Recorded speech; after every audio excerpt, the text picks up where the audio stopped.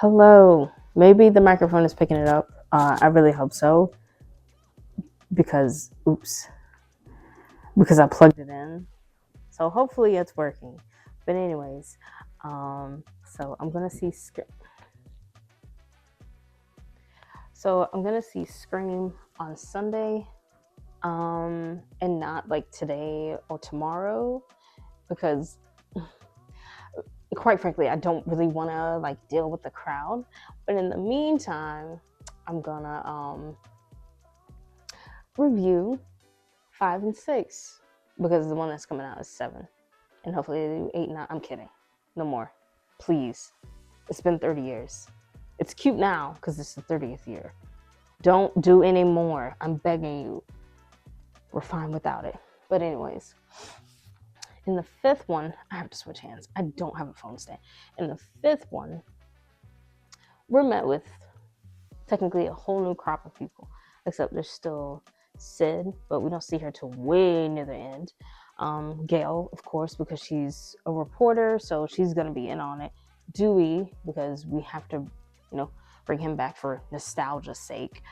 So it's just the 3 from the beginning because everybody else has died. Yeah. So we're met with Sam and Jenny Ortega's character. What is her character's name?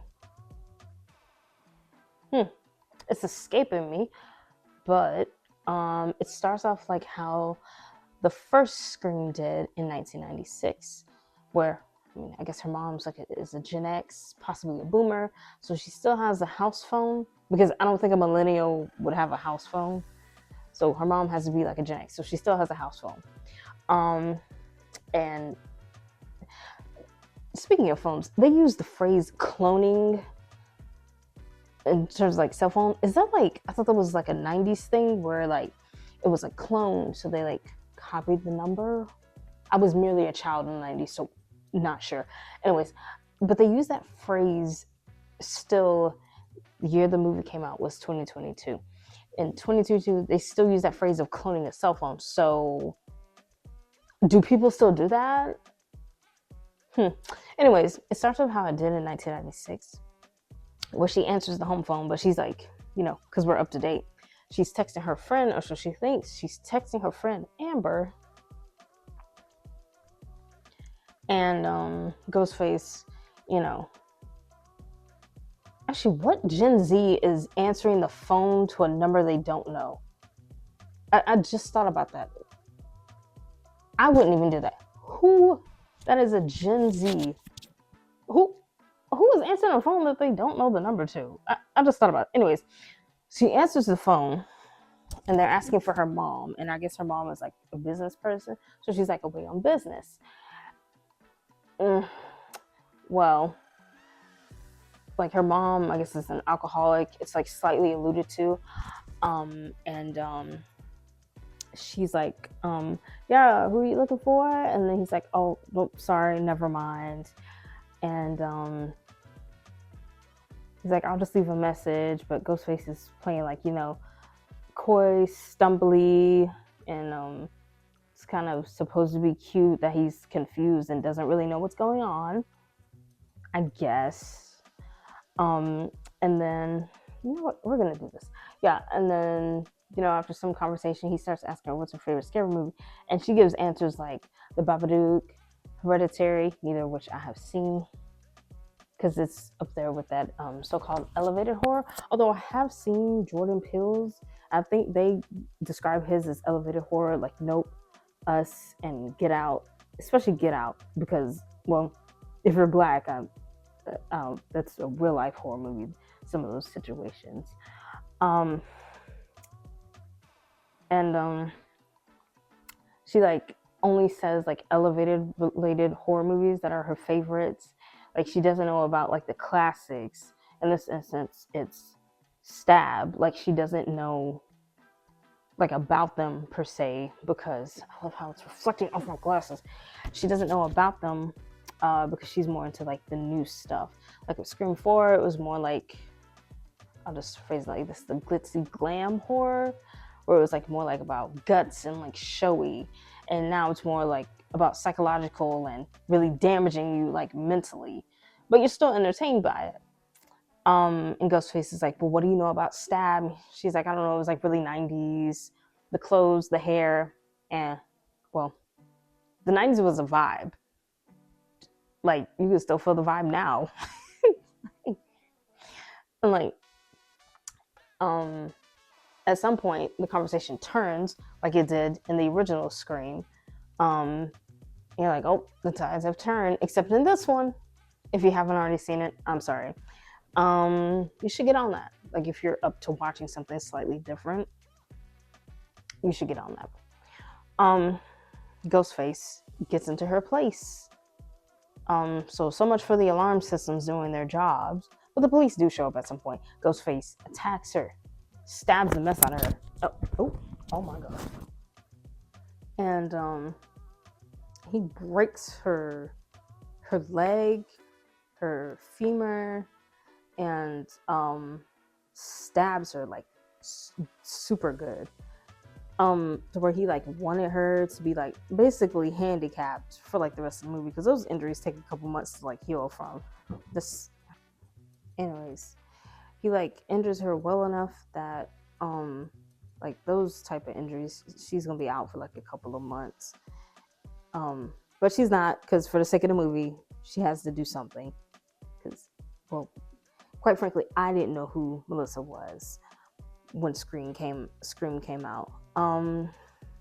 Elizabeth says her acting was kind of bland. I liked her.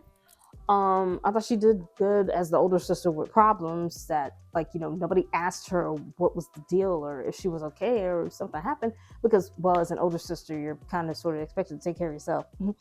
Like, nobody was wondering, why is Sam acting out? What is her problem? Nobody asked. Anyways, Wes, in honor of Wes Craven, the original creator and director of Scream, who is no longer here, that's the character's named after him. Anyways, he gets in touch with Sam, the older sister, to let her know that her sister, you know what? Hold up. So anyways, Tara is at the hospital. I would say chilling, but technically it's not chilling. But yeah, so she's in the hospital. All her friends are there. Amber, who after you watch it after like the first couple times, you realize when Richie comes into the room and he introduces himself to everybody, she's like, hey, and she says it in like a really soft way that only like a girl who was like, oh, hey, it's my boyfriend and I'm visiting my family in the hospital would say. Like the tone behind it after you watch it like third time, you like realize Amber's a little sketchy. Like, she's entirely too close to Tara. I asked Siri what her name was because it was escaping me. She is entirely too close to Tara, and if you've watched any Lifetime movie, you would know that she either A, has a thing for her, or or B, she's being possessive because she's trying to bring her down. Okay, because girls are very methodical when they're like trying to bring you down. It's kind of scary. C, she's plotting against her to murder her, which it's C in this case. It's usually a rarity, or not, because yeah. So yeah, she's in the hospital, and then everybody ends up leaving. They go to a bar and such. Why are they even there? They're seniors in high school, but why are they in this bar? I just thought about that. Why are they in this bar? They're like, what, 17, 18? There's a 21-year-old in the corner, and he calls him Ugly or Michael Myers, Chad. I don't necessarily understand the reference of calling him Ugly or Michael Myers. I didn't like look into it, because why is he calling him Ugly or Michael Myers? I understand there's a joke behind it, but I'm not catching it. Anyways, they talk about Sam and her problems and stuff, but nobody wonders why Sam was acting out. Like, she doesn't just act out for no reason. See, nobody really checks up on the older sister. Signed, an older sister. You're just expected to go along, and, well, somebody eventually will check on you at some point after you've had your breakdown. Anyways, Sam is at the hospital with Tara, and she starts having hallucinations about her dad, Billy Loomis, because obviously Billy wasn't being faithful to Sydney. It's so many names, but obviously he wasn't being faithful to Sydney in this retelling of the story. So he got with Sam's mom, got her pregnant. She obviously didn't tell him because, geez, embarrassing. My father of my child is a serial killer. I'm not saying a word. I'm taking that to the grave. You think I'm going to be honest and tell you that your dad is a serial? No, absolutely not. So anyways, Sam tells Tara that, yeah, she found out that Billy Loomis was her dad via her mom's diary. Tara, understandably, is like, get out of my face. I don't see you for 5 years, and you come with me with this nonsense. And I almost died. Get out of my face. So Sam leaves. Ghostface attacks her in the what I assume is the hospital break room. And when she goes to get the police officer, Ghostface isn't there. So apparently he can teleport. That's news to me. So yeah, the movie moves along.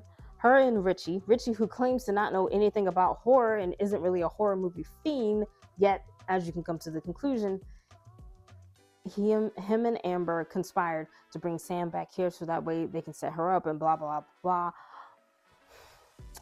Like, after some time passes, the group meets up. Sam gets in contact with Dewey, and him and Gail are no longer together, just like Courtney Cox and David Arquette are no longer together. Same thing. So life literally imitating Ari. They're no longer together in real life and in the movie.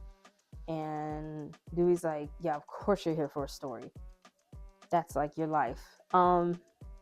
She's like, whatever. My news crew sent me here because they know that I'm like familiar with this. Okay, I'm the one who wrote the book on this. Duh. So anyways, after a long period of time, okay, the one person who is actually super important, Sydney, she's finally brought back. Dewey calls her to let her know Ghostface is back. Ghostface is back. And I was like, when I first watched it, I was like, oh, finally she's coming back. But then I think we don't see her for another 5 to 10 minutes. I was like, please be so for real. Bring her back. Again. But then you don't. And then, anyways, after some major time, not Sam, Sheriff Judy Hicks gets taken out by Ghostface. And Mindy tried to be like, Wes, nobody cares about the inferior sequels. But his mom gets taken out. And then Wes gets taken out. Waiting on Chinese food. How horrific. They did give me, though, I like little subtle scares. I'm big on images. If it is a scary image, I'm not going to be able to sleep. I am a child. Not really. But I can't do it. So more like psychological is like where I'm at. So I probably would like the, what's it called? Elevated horror. Like the movie Oculus. I've never heard anybody really talk about Oculus. It's, I guess, right up there with elevated horror because it's way psychological. Like, it was the mirror. Okay, he's crazy. Anyways, back to the actual movie. So Judy Hicks and Wes are taken out by Ghostface. I feel like it was Richie because when Tara's at the hospital alone because no cops are there. Nobody. I guess the nurses just work 12 to 8 p.m. Anyways, because Amber's at the hospital, they drive to the hospital. Dewey and Sam drive to the hospital. Yep. Where was? Anyways, they drive to the hospital, and they're on the phone with Ghostface, trying to stall, distract as much as possible. And then, that kind of works. But then, they fight. They run away from Ghostface. Sad. Super spoiler if you haven't already seen it. Dewey gets taken out, apparently. And Ghostface literally rips him a new one. Like, I feel like he takes out his spine. Like, if it was Mortal Kombat, they would have been like, finish him. Because the amount of, like, I know it's a movie, blood that was, like, on the floor when he like Ghostface stabbed him with 2 knives. They really get knife happy up in here. And then like Dewey's gone. That actually was legitimately sad. Like I couldn't watch the 5th one for a while because, well, Dewey gets murdered. He doesn't even just die. He's straight up murdered. So once that happens, we're all sad. Gail's sad. Sydney comes back. Girl, where have you been? And then not Melissa. Sam, Tara, and Richie are trying to leave, although it's not Richie and Amber's game plan, but they're all 3 trying to leave so that way they can get out of town. And it's something about the way Melissa said, it's Richie, he's my boyfriend. It's something about either A, the delivery, or the way the line was written that makes me chuckle, because it's like, it's always the love interest. And they go to Amber's house. She's having a party. Of course, people are getting murdered. Have a party. Why not? It's in celebration of remembrance of Wes Craven, the director, not necessarily Wes, the character. So, but yeah, they're having a party, and Richie's like, they try to like, Amber tries to get them out, but then they're not listening, and Richie's like, all right, hello, Gen Z. And I just thought it was funny because, well, yeah, it was like, mostly like younger Gen Z in there having a party, and a bunch of people are getting murdered. Parties. Everybody leaves. Chad is looking for his girlfriend who's too born to be a serial killer, according to Mindy. So she gets taken out by Amber. Mindy also gets stabbed. Mindy is Chad's twin sister. They are Randy's niece and nephew. Their mom is, I forgot her name, the character's name, but she was in Princess Diaries. She looks exactly the same. No, I mean, in the movie, she looked exactly the same. Anyways, so this is Act 3, and I only know that because Amber says, welcome to Act 3. I like it. I liked the writing in this one. It was nice. Slightly refreshing. It did pay a lot of homage to the other ones and the first one. But yeah. Once it's come to the conclusion that Amber is a bad guy and not her just over obsessed in love friend, we all can relax and know that Amber is the bad guy. Oh, and it turns out actually Richie is too. He's also the bad guy, playing just dumb enough that you think, oh, he doesn't know much. Wrong. Yeah. So in the end, the 5th one, it's good overall. Like if you're like, I don't know about scary movies, I'm not really too sure. This one just seems like it's a rehash. Or the new term, requel. I know they're like allergic to any original ideas, but it's not gonna kill y'all to do anything remotely original. It's not gonna kill you, okay? Or the 90s. I was looking up like movies to watch. A bunch of them came from books. Just find some authors, not romantic, okay? Not Colleen Hoover, okay? Because I wanted to write one, and it's called Unbridled Vows, okay? It sounds like a horror movie. But anyways, on to the 6th one. The 6th one, they moved to New York with, once they get there, they have roommates. This is in no way, shape, or form suspicious in any way, shape, or form. At all.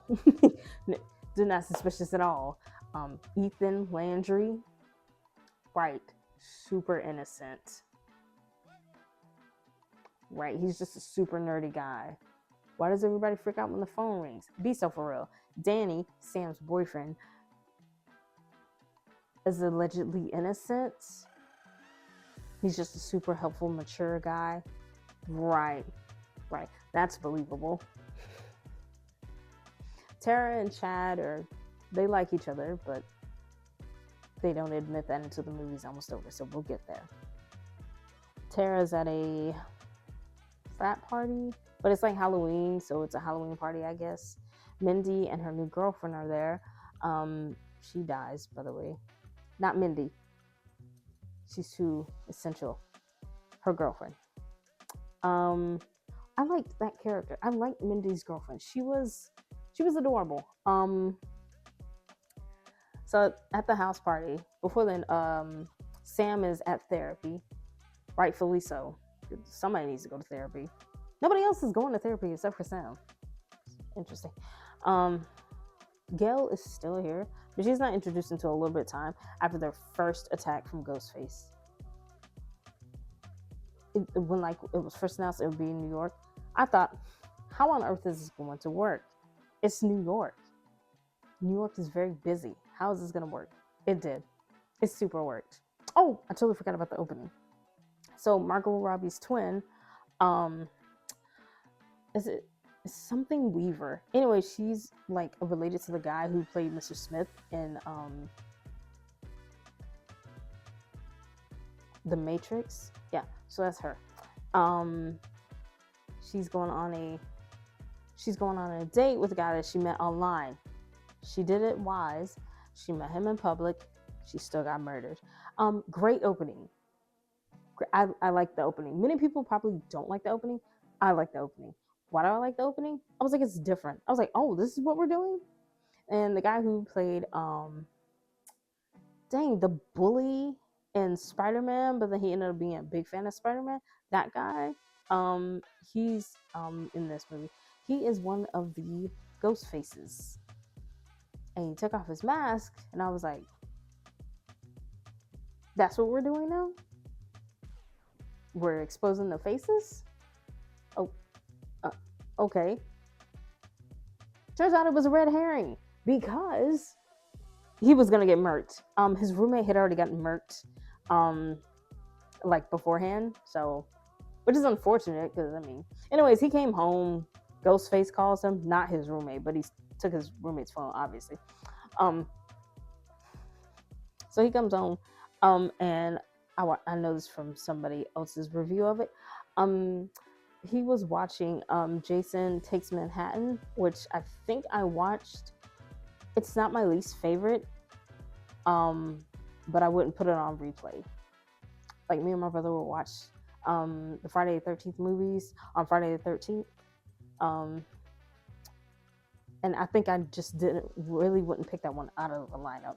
But I would pick the first one because it's a straight up classic. Plus it has Kevin Bacon before Kevin Bacon was Kevin Bacon in it. And the second one, the third one, mostly because you know that game, the Friday the 13th game? They make a lot of references from the movies to that. I wish I could play it again. Why must everything I like go down? But anyways, yeah, they're in New York now. So it's busy. And they're in a really nice apartment. Like, realistically speaking, I feel like for New York, and they're in the city, so I'm assuming that has to be a cool $3,000 to $4,000. And there's 3 bedrooms, so maybe it's more like $5,000. Clearly, Sam is either A, stripping, B, bartending and stripping, or C, selling drugs and doing the other 2 things that I just listed. Because how are you affording this apartment? Quickly, Sam, I need answers, because if it's murdering people and stealing their money, which we can't get to because they fired Melissa, so we have Nev Campbell in the 7th one. Oh, you can't have different beliefs and want to save people. You're fired. Anyways, in the 6th one, we actually have, instead of 2, we have 3 killers. I'll go ahead and spoil it for you. Don't worry. I know you're anticipating. Quinn, the slutty roommate, or as she says, sex positive. And I laughed, and clearly I'm too old for this freaking phrase. Sex positive? Okay. Dang, I just said it. Ethan Landry, and I'm gonna quote Ethan, that's not my real name. It's actually probably Ethan Kirsch, because their brother is Richie Kirsch. That last thing is so, it's like, ugh. And their dad, Detective Bailey, no red flags on that, because why are you on the case? Your daughter is involved. He's the third Ghostface. And when they get on the train to go to Ghostface's secret hideout that was bought under Bailey, but he pinned it on the other two Jasons from earlier in the movie, that's when it's like exposed that like it's all three of them. Oh, I totally forgot. Hayden Panettiere is in this movie. After not acting for a very, very long time, she's in it as a part of the FBI. And I liked her character because her and Gail's banter was hilarious. Because I'd have to watch the fourth one again because I don't remember them being like that in the fourth one, but they may have just like, you know, remixed it. But it's still funny how they interact with each other because it's like you're a child. She's like, I'm 30, and then Gail's like, you're a zygote, which is, you know, it's the phases: zygote, and then embryo,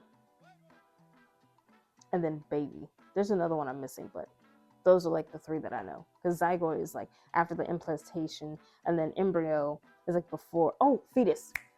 Yeah, zygote, embryo, fetus. Because fetus is when it gets serious. So enough of that science lesson. So instead of it being at a house party, oh yeah, I forgot. Sam's therapist gets murdered by one of the ghost faces.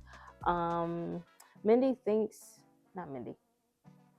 Sam thought Mindy was one of the killers. I was like, how does that make any sense? But anyways, Quinn thinks she murdered Mindy. She didn't. They thought they murdered Chad.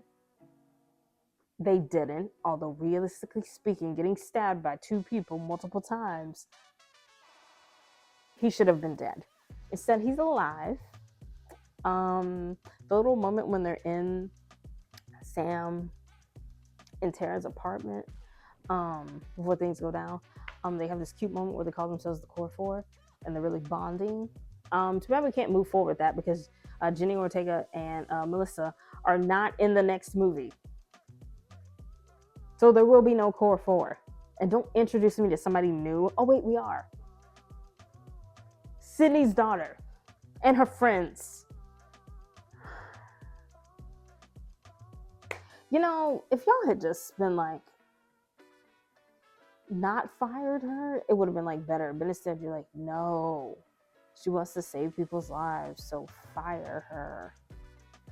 And Jenny was like, well, fine, I'm out too. Anyways, back to the sixth one.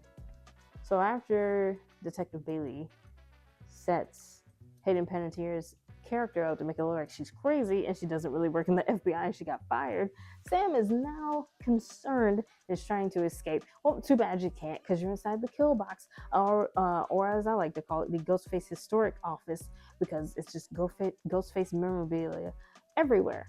Like literally everything. I thought after many, many watches, this part was kind of rushed. Nothing was actually like set. It was just kind of rushed and it wasn't 100% that great. I did like the chase scenes. I did like those. I did like when Sam stabbed the mess out of Detective Bailey and stabbed him in the eye. Yeah, I like that too. Let's see. I did like how, because I was concerned that it wasn't going to work in New York, and it like totally did. I was concerned that it wasn't going to work, and it did. The sixth one ended again. If they hadn't fired her, this it almost doesn't make any sense. The way they ended the sixth one, because Sam is like clearly slightly psychotic, hallucinations, and she has to take medicine for it. The way they set it up and the way she was looking at the freaking ghost face mask made it seem like she was gonna be back, and it was gonna be maybe revealed that she was actually Ghostface this whole entire time. No. You fired her. So now we're shoehorning in slash fan service, except badly this time, for the 7th one. Like, be so for real. Like the way the 6th one ended, I was like, oh, like the way she's like holding on to the mask, it was like weird. Because then Tara was like, Sam, are you okay? She said something else, I think, but basically, Sam, are you okay? Like, are you good? And she's like, yeah. And then she drops the mask on the ground, and then that's it. I gotta be honest. The fact that the studio fired her because she said, what was it, Save Palestine? Because of that, the way the 6th one ended doesn't make any freaking sense. Now you're bringing back Neve Campbell after not paying her enough in the 6th one, which I don't even know how they were going to work her in. Her character doesn't live in New York, so how in the world was that going to work? Even if they had factored her in the first place. You pay her enough money, and then she just so happened to have been in the 6th one. How was that going to work? Now you got Sydney in the 7th one because you fired Melissa, and then Jenny dipped out.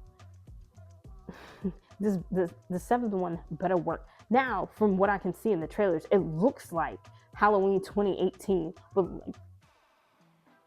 now, like the way the trailer looks, when Sydney's daughter, whose name is Tatum, is walking with her friends, it's very much giving me 2018 when I don't remember that character's name, but the granddaughter of Laurie Strode, she's walking with her 2 friends. Like the frame and the way it looks, it looks like that. I just really don't want to be disappointed, and I'm sure many other people don't. Like, but anyways, I'm optimistic to a certain point. But we'll see. I don't know how optimistic I am, but we'll see. Okay.